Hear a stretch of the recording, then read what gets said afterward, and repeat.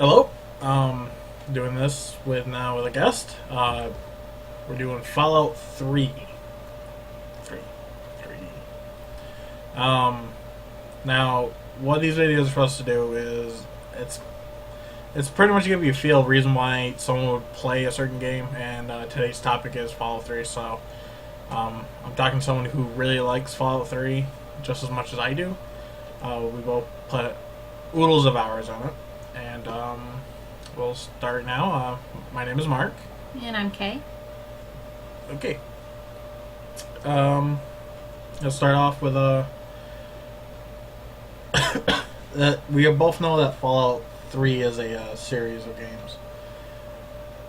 Fallout is a series of games, and Fallout 3 is of course the third one, but technically it's probably like the fifth or sixth one. Which one did you start in? What was your first Fallout game? Fallout 3. Fallout 3. Yeah. And you think that you would you did get a chance to play the old ones? How did that compare to this one? The old ones are really hard. Oh. The controls are really hard to figure out on the keyboard. Like, I couldn't understand the VAT system at all on the computer on how to make it work. Okay, and we have to, I guess, talk about style just in case you haven't played Fallout. Fallout 3 is It's a first-person RPG. first-person RPG, which you can switch into Yeah, third which you can person. switch into third if you want to. You could play the whole game in third, but that would be really difficult. And the original ones are done in the over-the-shoulder. top down. Yeah. And did that have any bearing on the way you enjoyed the game? No. So if Fallout 3 was done like the first couple ones, you would probably still play it. Yeah. If you could understand how to use VATS. Yeah, if I could understand how to control it, yeah. Oh, what did you use to play it on? The Xbox 360. Xbox 360. And you actually had an interesting story, semi-interesting story, I guess. Your first take on Fallout 3. Yeah, I thought it looked like shit. My best friend was playing it while I was over at his house, and instead of even doing anything in the game, he was just running around in the open nowhere, jumping around, and I was like, this is the whole game. Like, that was my first impression. I was like, well, why would you play this? This is a piece of shit. So, why did you decide to give it a chance after seeing that? I don't really remember. I think you actually kind of influenced that a little bit. Want to say how?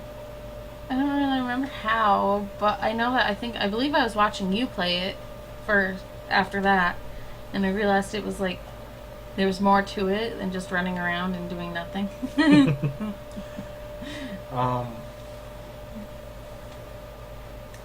So the game starts out, you're born, and you get to make your own character.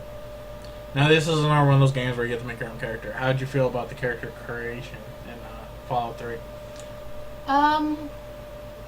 Though style-wise it was kind of limited, I felt pretty good about it because really you don't see your own character very much. So, like, unless you're really looking and trying to look at your character, you don't really see your character very much, so it didn't really affect me because you're mostly looking through their eyes. Yep. So, how did you, so that being a good point, is it important that they let you decide what your character looked like? To an extent, yeah. Because, like, I didn't want to have, like, a lady with a mustache. Which seems to be a problem in that game. Moira Brown. Moira Brown, yes. But, so you barely see your character, so you think it's important. It helped you get into the game knowing that your character looked the way you wanted it, and that you were able to name your character. A little, yeah. A little. Especially naming it, because like when people talk to you, it was like, "Hey, you." Yes, in this one you were known as the Lone Wanderer, or Yeah, is the that kid from Vault 101. Vault 101? Uh,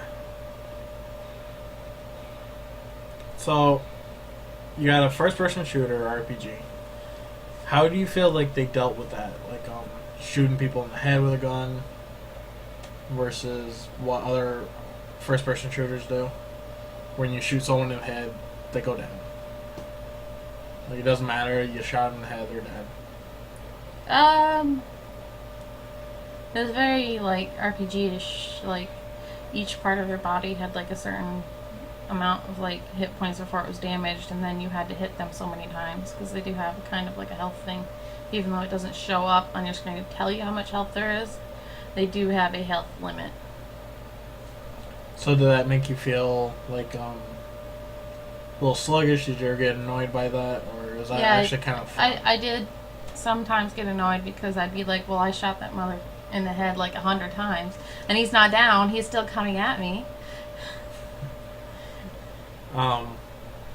Now you with a lot of other females that play this game seem to have a certain race within the game, which is also cool. There are certain races in the game due to genetic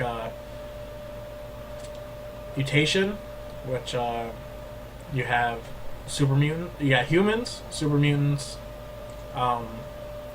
ghouls, and feral ghouls. And Ghouls and feral ghouls are kind of like in their own same category. It's just that the feral ghouls are more, feral. yeah, like they're after the ghouls expire even more than they already have. I feel like there's robots. Yeah, there's robots, death claws, there's mutated animals that you fight. Mm-hmm. And just to make this clear, you're only allowed to be human. It kind of goes with the storyline. Talking about storyline, this one actually had a pretty good one for me. It was pretty interesting. It's pretty much about saving your dad and his work. Like at first, it doesn't really tell you that that's why. It's just that you have to go save your dad, and you're like, oh no, my dad's in trouble. But do you really have to? I feel obligated. He's my father. Yep. See, me and you got an emotional connection with Dad. Yeah. Who was played by Liam Neeson. It's kind of cool to sometimes see a actual actor in a video game. Liam Neeson really did make it feel like he has that dad kind of voice, so you got more into it. So you go after him, but you really don't have to. Then that's a part of this game. You get choices. You have a good to evil scale, and your evil scale. I was usually on the more evil side of the scale. I like to steal things. That's how I survived. Didn't you kill a lot of innocent people too? Not in my first run through. On my evil run through, I did. I killed everybody in Megaton, and then I blew up the place, just so I could get the extra experience from killing individual people. Okay, this actually brings me back. Actually, one of the things I do remember when I started playing it, I made it to Megaton, and I found my first ghoul, and you were watching. Yeah. And you're like, oh god, at first. Then you realize Gob is actually a tortured servant. And I feel obligated to help him. Good. I felt really bad for him. Then you start feeling bad for the other ghouls. Yeah, because they're outcasted. So you like the ghouls. Yeah. And your favorite ghoul is... Charon. Charon. Even though he doesn't say much to you, and he's only following around because of a contract. But he loves me. Yeah, he loves you. He's my boyfriend. That's how I first introduced my sister to the game. Oh, yeah. Hey! She's like, there's something following me around. I go, oh, that's my boyfriend. And with that, Deanna got into it too. Yeah.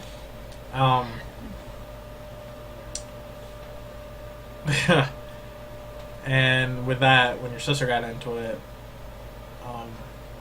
we started doing what? Role playing. We started role playing. Yeah. Sorry, brain fart. That's why it took me so long to respond. It's okay. Yeah, role playing. This is the first time I've actually done it outside like a game like a Mud or in WoW. I barely even did it then, but this is a completely written form. And it was actually pretty fun for a while until we invited the same idiot that just jumped around. Yeah. Then he was like, and I'm pretending I'm Riku from Final Fantasy. Yeah, like whoever's watching this might think like, oh, it's Fallout, and like, oh wait, you RP, but yeah, that's bad RP. He literally typed out standing at the door like Riku from Final Fantasy. Yeah. That was pretty bad. Back to more traditional Fallout. So we got all the DLC. You burned through all those multiple times. I did. Did you have a favorite DLC? Yeah, Point Lookout. Point Lookout. Yeah, the swamp people. Now, why'd you like Point Lookout? Because of Desmond. Desmond Lockhart? Yeah. And he was why? so abusive to me, and I liked it. Now, why'd you like Desmond? Because he was a ghoul. So you're saying if he was a human, you wouldn't like him? Probably not as much. No. No.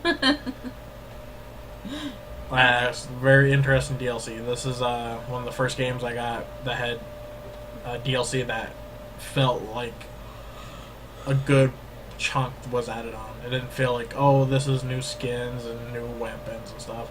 This one had its own storyline, which is really great about Fallout. Yeah. Because it had the warring scientists, and you had to help one or the other. Very true. There was also a couple other things. Yeah. Like the reason why you were there, and you were missing like part of your brain. Oh yeah, you had to find the lady's daughter. And the guy cuts your brain out while you're on the boat. Yeah. Oh no, it's not while you're on the boat, but he takes you back to the boat and cuts your brain out and then leaves you. Yep. So, with that said, there was a lot of customization in the game. I mean, you got certain guns that you're probably going to be fans of, and you usually go for ones that hit the hardest, the quickest and stuff. But there's also clothes.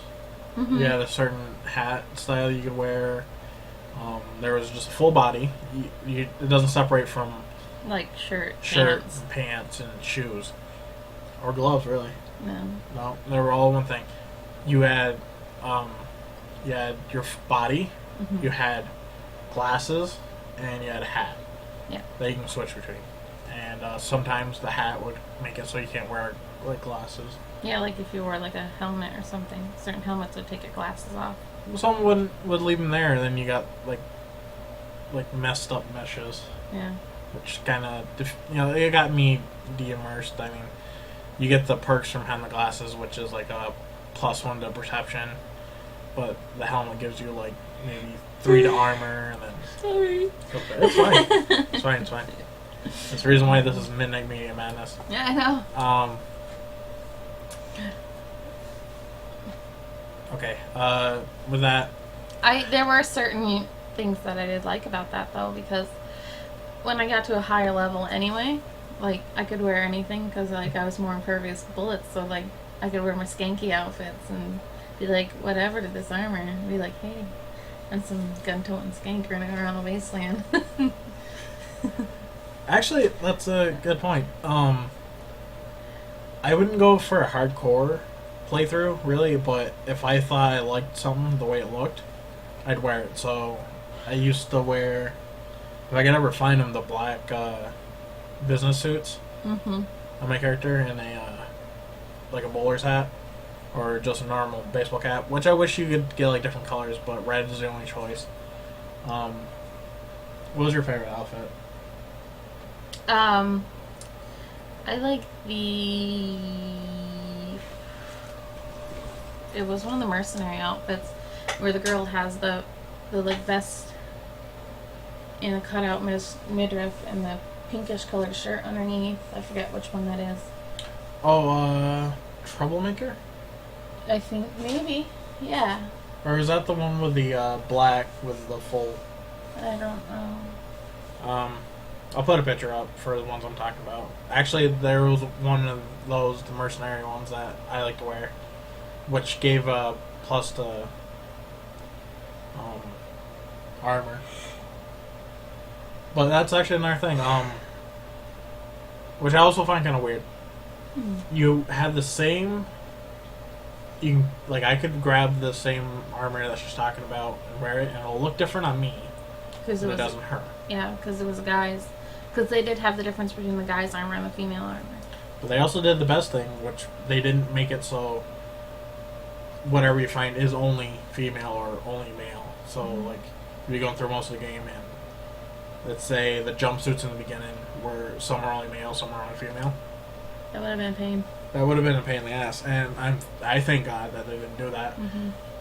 It's unrealistic, but it's nice that they did it. Well, a lot of RPGs don't segregate male and female. But it is nice that they did that visual change, so when you are in third person, which I like to do when I do a long treks, I only go in the first person when I know I have to kill something. So, with your companions, I made the joke that they're walking live suitcases. Besides Fox, I really like Fox. You've actually restarted. Because I lost Sharon. Is he the only one that you restarted because of that? Yeah. Yes. Yeah. Dog meat, after I got the puppies perk, I killed him all the time just so I could get extra people following me around. And Red Ring in the Xbox. Oh yeah, that's another thing. I'm gonna cut this video for right now. Watch the next one, and we'll be right back.